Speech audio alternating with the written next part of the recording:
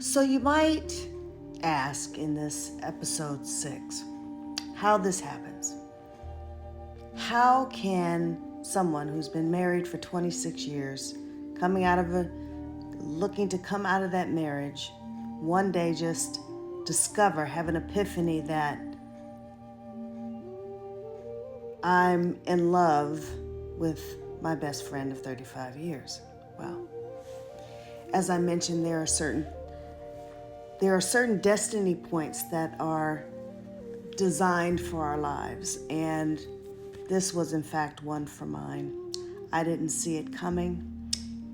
I can honestly say that we had an honest yet intimate platonic relationship, he and I, for 35 years around that time. Freshman in college at UC Berkeley, most of my friends at Berkeley were guys. I was one of the guys. It's because I had trust issues with women because I'm a redheaded black woman. I was bullied by women. I'll get into that too, how that was an actual blessing in my life. A challenge that also brought blessings. But that's why I gravitated more towards men. I found they were less petty and that they looked out for me. So he was a good friend starting then. And we had just bonded. It was just very easy for us to talk, and we would have these long conversations for the entirety of our friendship. And it was one in which you felt safe to show the good, the bad, and the ugly. And we just unconditionally loved one another, platonically. Oddly, it was just very easy. One day, when I was I was in my office, and my accountant called me and said, Kelly, your husband owes a lot of taxes. Interesting, we both had businesses, and she says that he owes a lot of taxes. I said, what are you talking about? Well, there's $250,000 of his income that he didn't report. I'll be right there. Closed up my office, went over. Show me what you're talking about. Put him on the phone. What's going on?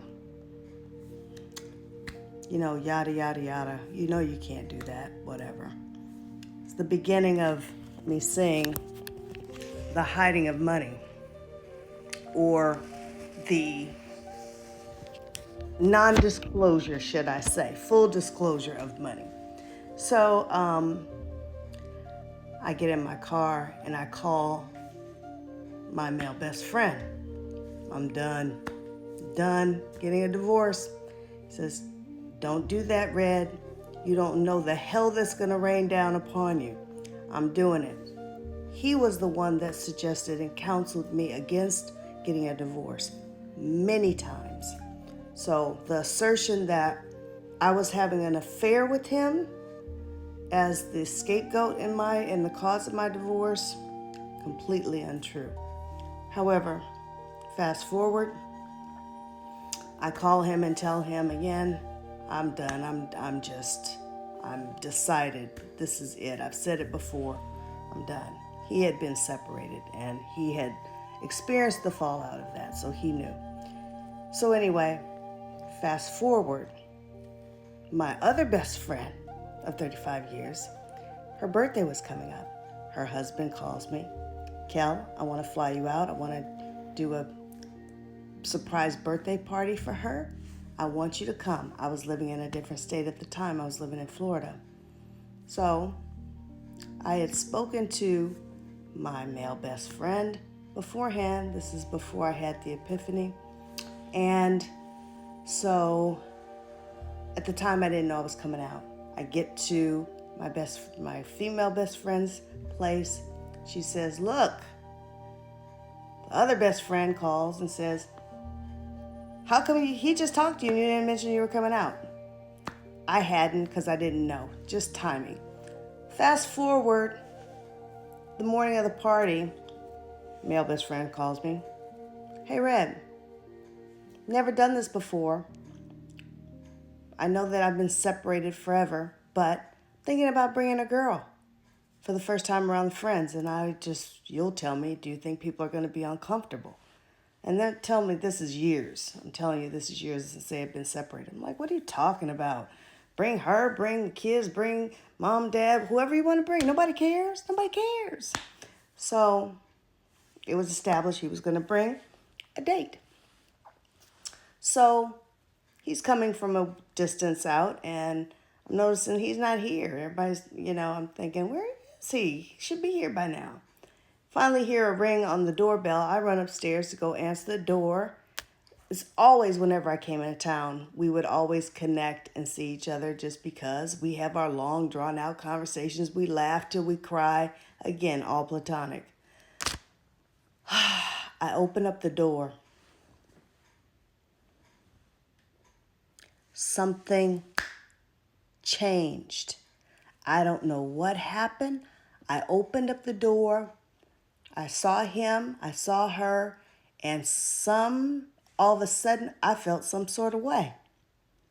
First of all, I thought, oh, damn, he looks good. I could climb him. That was my first thought. Never had gone there before. It was strange. Then I leave my body because I am I'm that girl with boundaries. I don't straddle fences when it comes to relationships. I don't disrespect my partner. Not that, okay? This was something completely out of the blue, completely out of character for me. I'm like, what the hell? What the hell? And stay tuned because the party got really, really interesting.